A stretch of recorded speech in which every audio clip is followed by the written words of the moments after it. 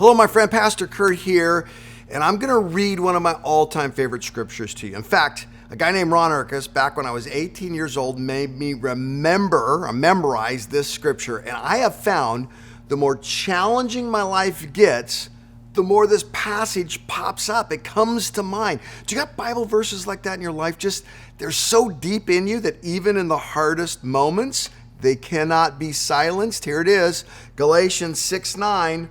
Let us not become weary in doing good, for at the proper time we will reap a harvest if we do not give up.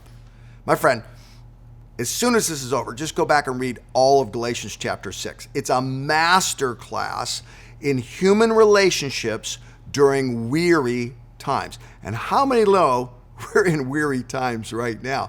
We opened up our children's building about 6-7 months ago, and the first kids started coming back to church. By the way, get back to church and get your kids back to church. And I asked our children's pastor, how's it going? He said, they're all so tired. They're all so weary. They're all so lost. They're just sitting at the floor, staring at the wall, because in COVID, they've forgotten how to interact with each other. My friends, there's a lot of weary people out there. I can't tell you how many phone calls I'm getting every week, people dealing with death, loss, divorce, conflict. The forces of weariness are on the march, and that's why we cannot grow weary. How do we do that? We commit to doing good.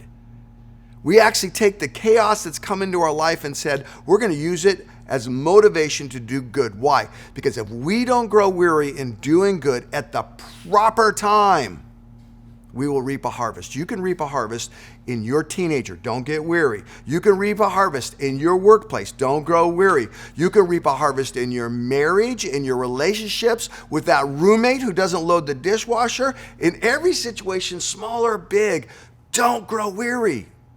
How do I do that, Pastor Curt? I'm going to plagiarize one of my new favorite leaders. We brought her in to speak to our Granite-based staff. Her name is Jean Chang Gorman, and she is brilliant.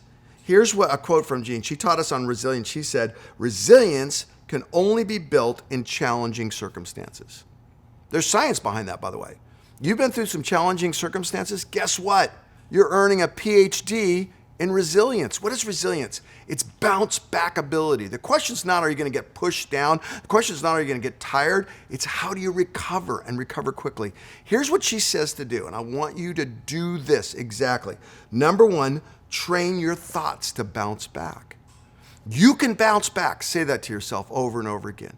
Start with that behavioralist mindset. You know what a behavioralist is? It's a person who puts the right thought that leads to the right emotion that leads to the right attitude. It's very biblical. Whatever is right, whatever is true, whatever is noble. Think on these things, Paul says. Start with the right thought. I can bounce back. Don't start with my marriage can't make it, my kids aren't going to make it, my job's not going to make it. Start with God will help me. I can bounce back. Number two, take control of your emotions. Emotions are horrible leaders. Emotions, man, they make us overeat and undersleep. Don't obey your emotions. Don't deny them. They're there. Take control of them.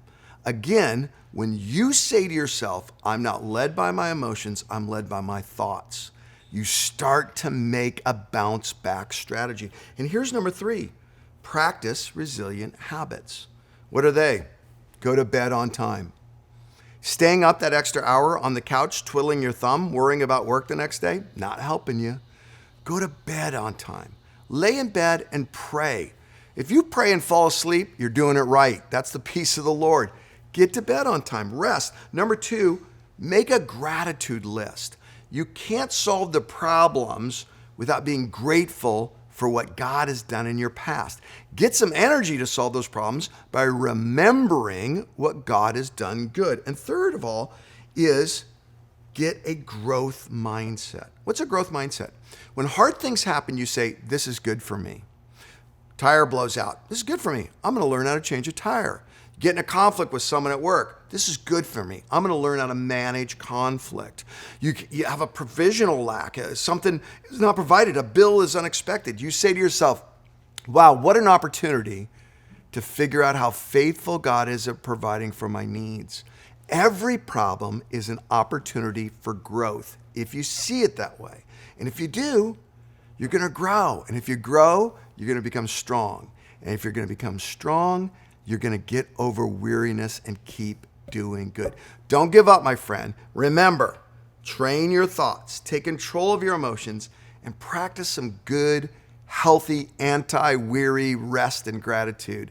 You'll reap a reward in the proper time if you do.